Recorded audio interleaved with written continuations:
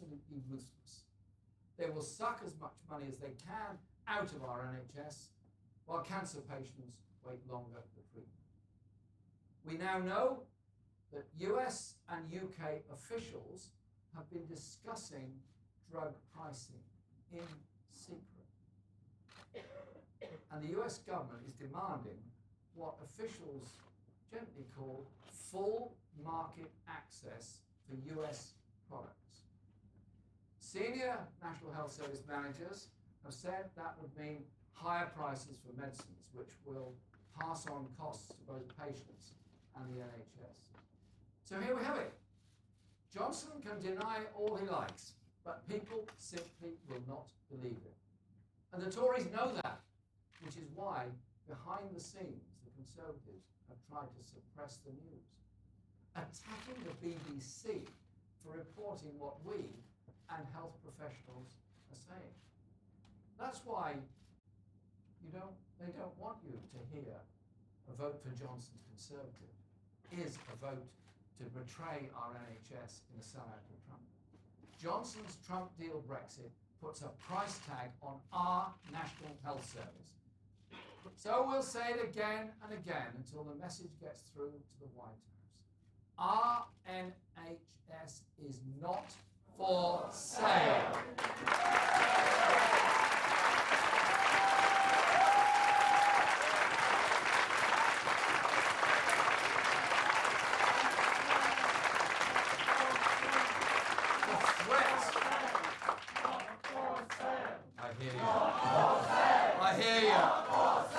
I hear you. Shout it loud and shout it clear on the doorsteps. Make sure they all hear it. The threat to our NHS isn't a mistake. It's not happening by accident. The threat is there because Boris Johnson Conservatives want to hijack Brexit, to sell out the NHS and to sell out working people by stripping away their rights. For many in the Tory party, this is what Brexit has always been about. Reversing the hard-fought gains won by working-class people over generations. Given the chance, they'll run down our rights at work, our entitlements to holidays, breaks, and leave. Given the chance, they'll slash food standards to match those of the United States, where what are called acceptable levels of rat hairs in paprika and maggots in orange juice are allowed, and they'll put chlorinated chicken on our supermarket shelves. And given the chance, they'll water down the rules on air pollution and our environment that keep us safe. They want a race to the bottom in standards and protections.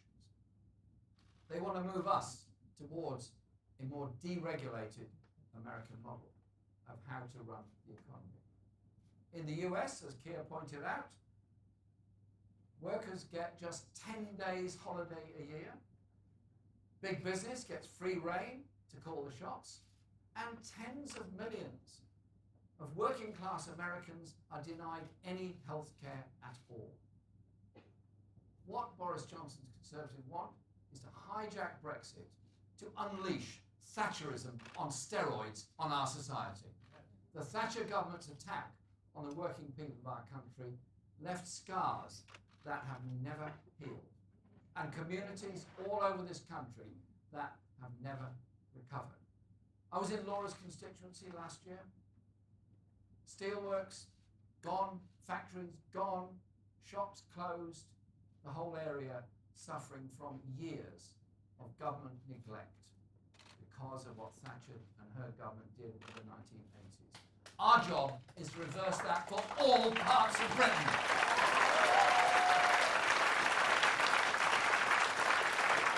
North, south, east, west, Scotland, Wales, all over.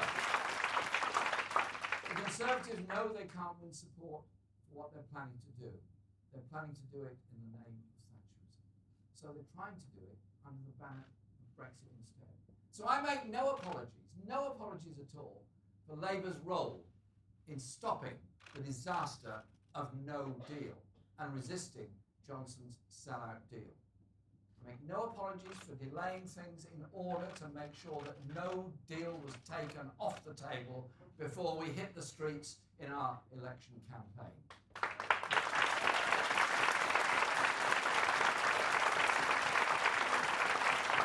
And we made that decision exactly 168 hours ago at this moment.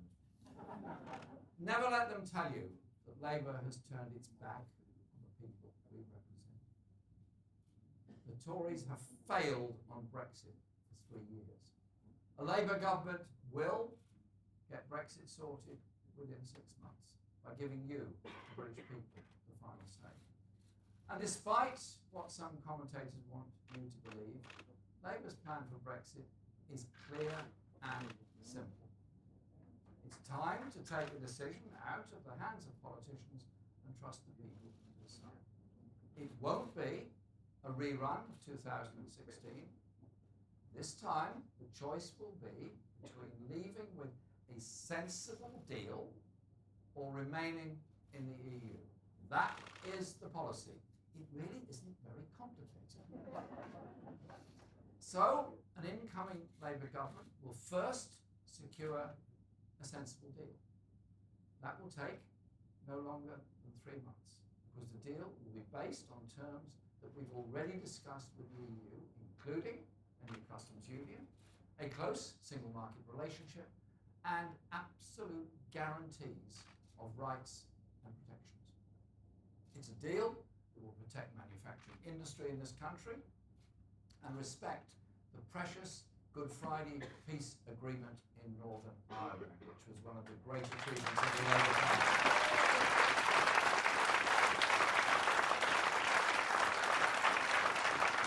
And then we'll put that deal to a public vote. So, if you want to leave the EU without crashing our economy or selling out of our NHS, you'll be able to vote for it. If you want to remain in the EU, you'll be able to vote for that. Either way, only a Labour government will put the final decision in your hands, because this has involved the whole country from the start. It can't now be left to politicians. To finally get this sorted and move forward, we need the people to sign on the dotted line. And we will immediately carry out your decision so Britain can get beyond Brexit. Boris Johnson staked his reputation on leaving the EU on the 31st of October. Do or die, ditches were mentioned, many things were mentioned, and lots of Churchillian language was used. No ifs, no buts, he said. So,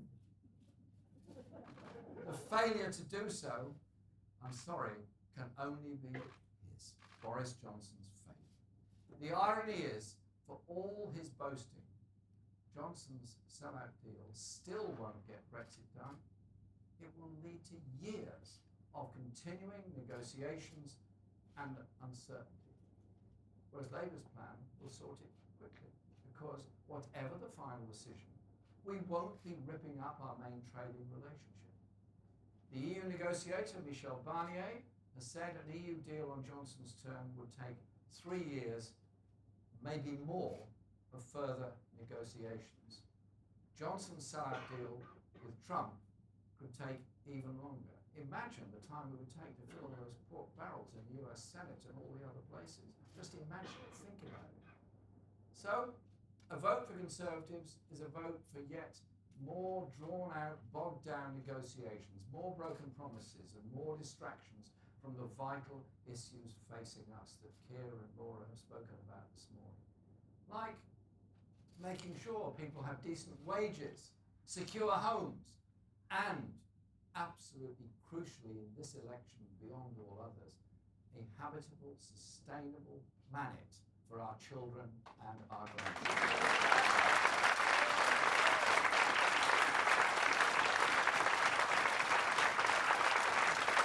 A green light for Boris Johnson's sellout Trump deal would just be the start of years more Brexit chaos and division.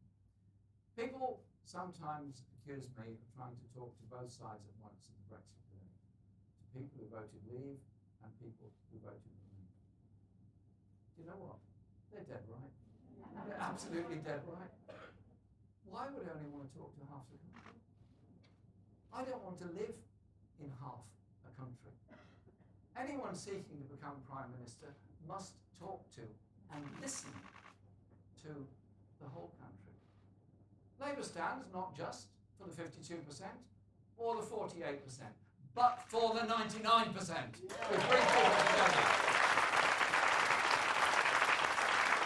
It's Labour that's determined to bring our divided country together. You can't do that if your whole political strategy is to turn one side of the Brexit debate against the other. The Tories are offering an extreme and damaging form of Brexit, while the Liberal Democrats want to ignore the results of the 2016 referendum and revoke Article 50. The Brexit crisis does need to be resolved, but it must be done democratically. Because walk down any street in Britain, you'll find people who voted to leave and people who voted to remain. Whatever our differences may be on this one issue, at the end of the day, we have so much else in common. I'd like to put it like this. If you're living here in Harlow, you may vote to leave. You've got bills to pay. You've got rising debt. Your work may be insecure. Your wages insufficient. And you can barely stretch the money to meet the needs of you and your family. You're up against it. If you're living in York, for example, it's more likely you voted to remain. You've got bills to pay, you've got rising debts, your work is insecure, and your wages barely stretch to meet your family's needs. You're up against it. But between a Leave voter in Harlow and a Remain voter in York, you're not against each other. Labour's plan.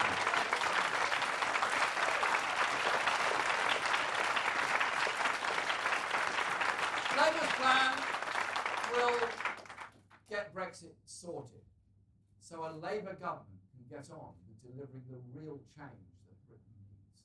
So we can get on with rebuilding our NHS and making prescriptions free and bringing in generic medicines, improving our NHS. We can get on with solving the housing crisis by building 1 million new homes and controlling rents in the private rented sector.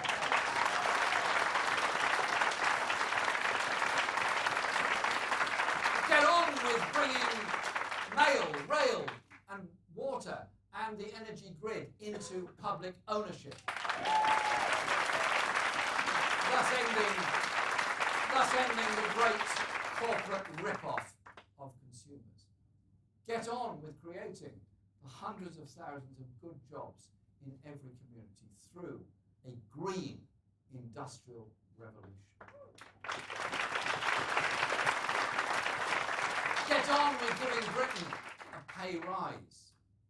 Let's get Brexit sorted within 6 months and build a fairer country that truly cares for all. Where wealth and power are shared for the many, not the few. This election is a once-in-a-generation chance. The future is ours to make together.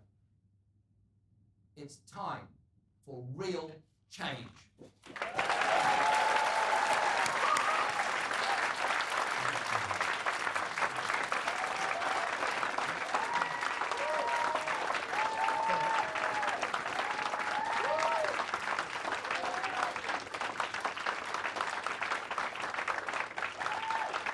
Laura is back.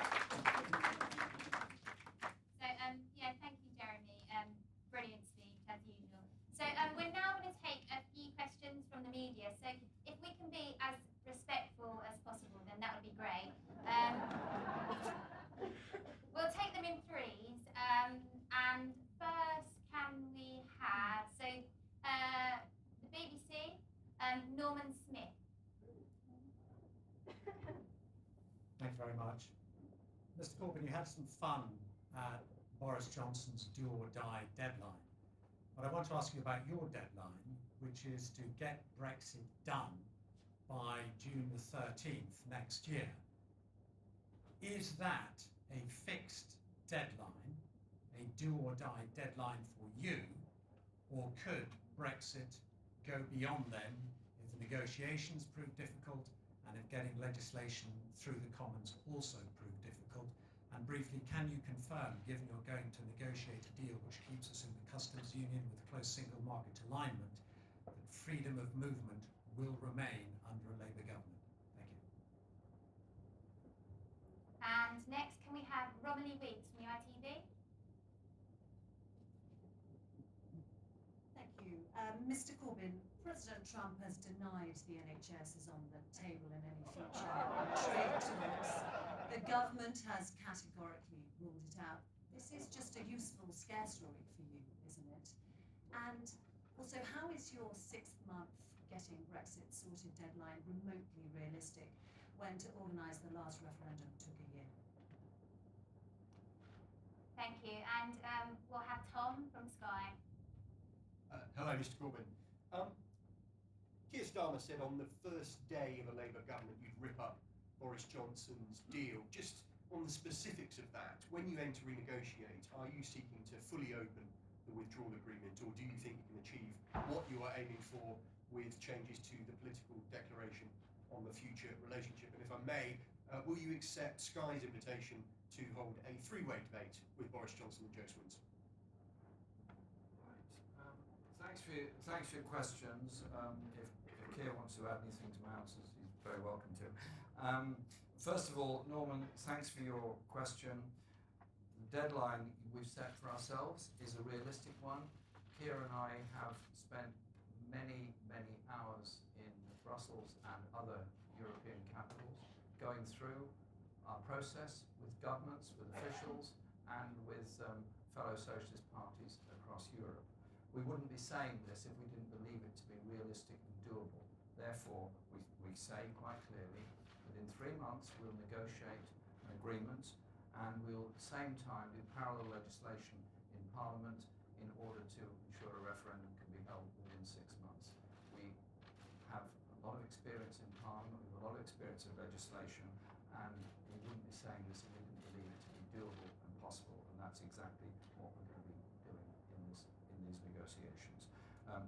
Keir has a season ticket on Eurostar, it's fine, so the cost will be minimal to go to Brussels to continue those negotiations, and so we will absolutely get on with that.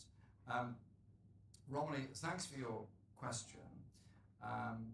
The only problem is, with your question, that you will be aware that President Trump himself said the NHS has to be included. The US ambassador said it had to be included. And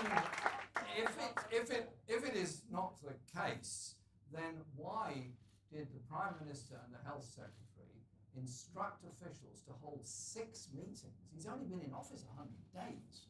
6 meetings with American drug companies to talk about how we are going to relate to American drug companies in the future. Unfortunately, I believe the danger is very, very real indeed. That Johnson's trade deal with the USA will result in a demand by American companies for access to what they term the British health market. Well, the last time I looked, it was called the National Health Service. And its service is the point to it.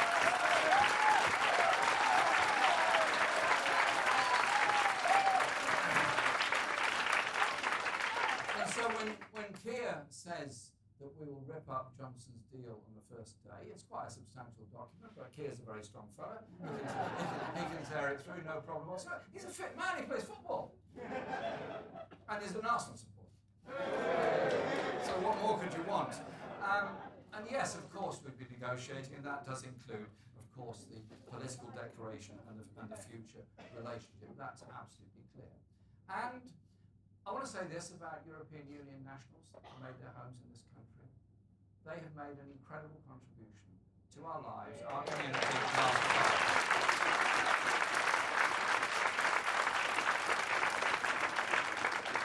They have developed relationships. Children have been born for people who come from Germany, from France, from Romania, from Czech Republic, wherever, and this country.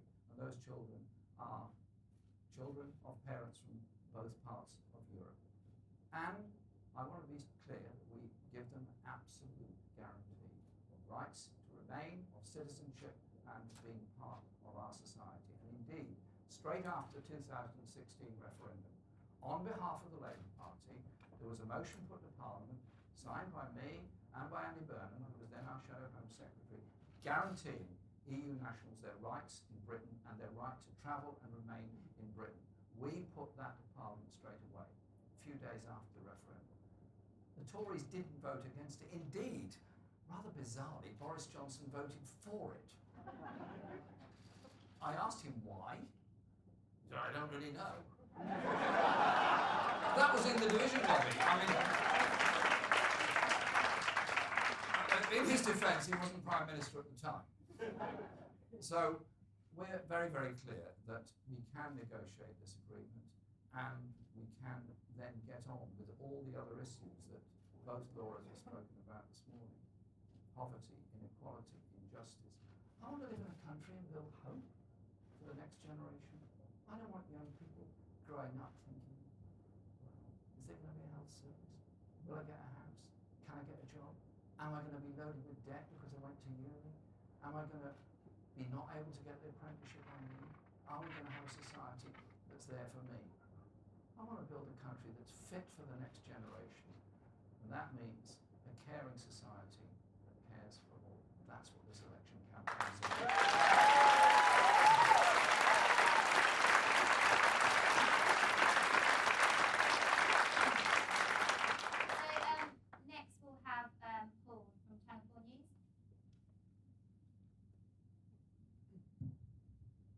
Hello, Mr. Corbyn.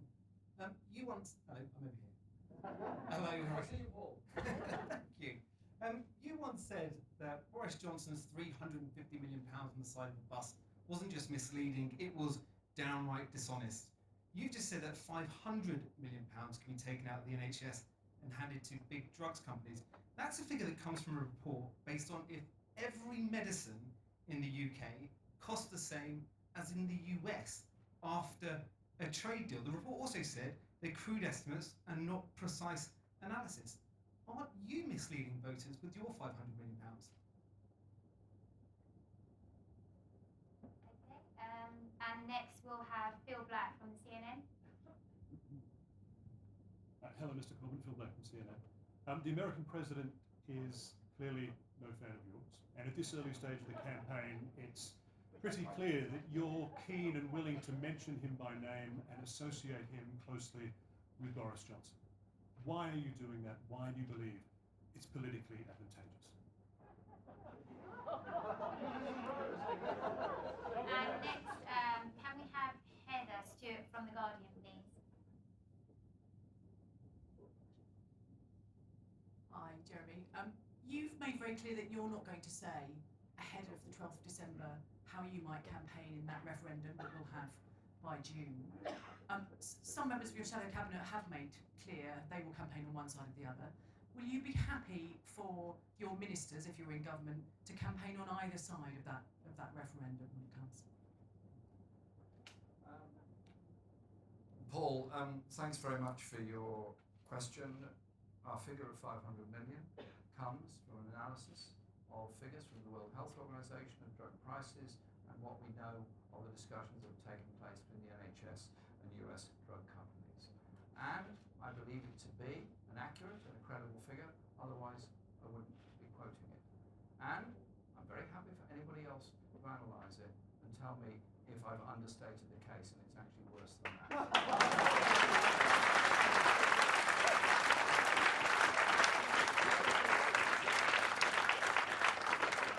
And Phil, thanks for your question. Boris Johnson spends an awful lot of time in the company of President Trump, and indeed has often quoted him, and they quote each other. And indeed, President Trump had some comments to make about Boris Johnson, and indeed he made some rather unkind comments about me, I thought, actually. But it's okay, I can take it. It's fine. His whole approach is one of a trade deal with the USA. when all this started, Liam Fox said he was going to get 40 trade deals done, no problem, it'd be the easiest thing ever in history. He did one with the Faroe Isles, which isn't, I mean, no disrespect to the Faroe Isles, but it's hardly a major trading partner for a country of 65 million people.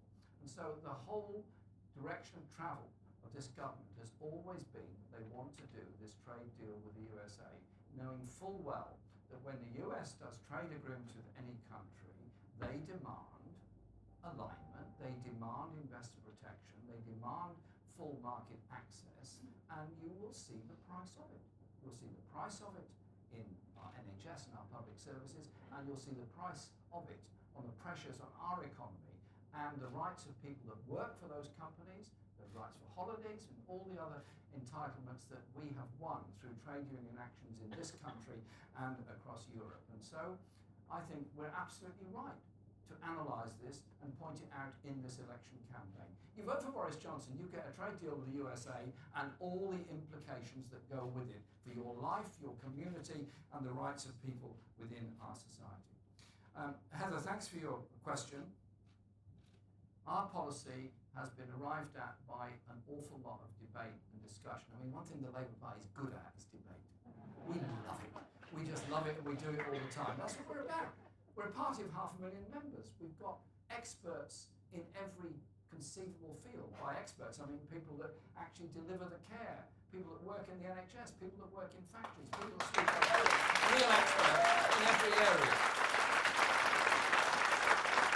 And my strategy throughout has been to try and bring people together, to understand why people voted the different ways they did in that referendum, but above all, bring people together. And our conference in September in Brighton came together and agreed that position. We also agreed that we would campaign in this election on the basis of what I've outlined, that is, 3 months to negotiate the deal, 6 months to put it to a referendum.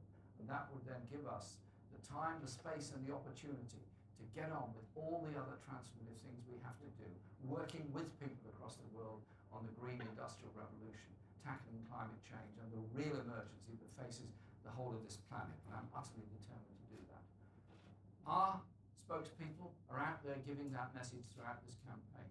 What I've also said is that at the conclusion of those 3 months negotiations, we would hold a special conference of our party in a democratic way. Our 500,000 members and all the affiliated trade union members, the 3 million of them, will all be represented there, and we will come to a view as a party. And at that point, we will give that view to the people of this country. But I want there to be a serious, informed debate during that referendum campaign with very strict spending limits on both sides in that campaign. And then the people will come to their decision, and we, the Labour government, will carry out that decision. No further debate, we'll carry it out and go forward from there. Because we have to come together on this. When one party says they're only interested in supporters of those who want leave, and the other one says they're only interested in support from those who remain, they seem to fail to understand the commonality of our problems on housing, on health, on environment, on jobs, on rights, and all the rest of it. And that's how we're going to go forward. Oliver from the Mirror, please.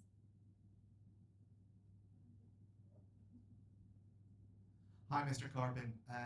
Nigel Farage has said he is essentially going to target Labour MPs in Leave voting seats in this election. His argument is many of the voters in that seat view not just the Conservative Party, but also the Labour Party and you as out of touch with their concerns and that you've ignored their will. How are you going to reassure those voters that Labour is listening to them? And Lizzie from The Independent as well, please. Hi, Mr. Corbyn. If their general election returns a hung parliament, would you be willing to accept revoking Article 50 as the price for coalition with the Liberal Democrats, or would you rule that out? And can we have Jim from the Financial Times as well? Mr. Corbyn, let's assume that you've become Prime Minister and you're holding your second referendum. Good to get the chair. Let's then presume that there's a narrow victory for Remain of, say, 52-48 or even 51-49 on a smaller turnout than 2016. Would you consider that the final word on this issue for the next 40 years? Thanks for your questions, Oliver. Nigel Farage is a one-trick pony from a very wealthy organisation. Nigel Farage is going to various parts of the country saying all kinds of things. He is not offering to defend the NHS in those places. Indeed, he has form in supporting privatisation of our NHS. He is not offering housing, social justice, reducing inequality in this country, or meeting the needs of people who depend on food banks just to survive because we live in poverty in Britain. He doesn't actually offer anything to any of those communities. And so our message, our manifesto, our policy is about investing in all parts of this country. There's a National Investment Bank that will cover every region of Britain as well as the nations that make up the UK. The National Investment Bank will invest in the infrastructure we need as well as the investment we need in housing, in health and education. And so our message to people in every part of this country, a Labour government will improve your community. A Labour government will improve your living standards. A Labour government will be totally intolerant of the wealth inequality that exists in Britain. And we will bring about that better, fairer society where there's real hope for everybody, particularly for the next generation. Lizzie, thanks for your question about a hung parliament. All I can say is we are campaigning to win this election with a majority Labour government. We are not campaigning to form a coalition with anybody. We're campaigning to go into office, to carry out our manifesto, and that's exactly what we're going to be doing for the next 5 weeks in this election campaign, taking that message out there of what a Labour government will achieve. And then, your last question, Jim, thank you for it. I made it very clear that we want the whole debate to be over. Therefore, we set out our stall, set out our programme, set out the requirements that we put in a referendum within 6 months, and that would be the decision that is made. And I hope there will be an informed debate. I hope there will be a very high turnout in that referendum, and I look forward to leading a Labour government that will carry out that decision, because I want to lead a Labour government that will bring about real change in our society, but also be a voice on the world stage for environmental justice, for peace, for human rights. I want to lead a Labour government that all of our communities will benefit from and all of our people can be proud of, and say that we are determined to end inequality and injustice in our society, because that is the kind of world we want to live in, where we don't pass by on the other side for poverty and injustice.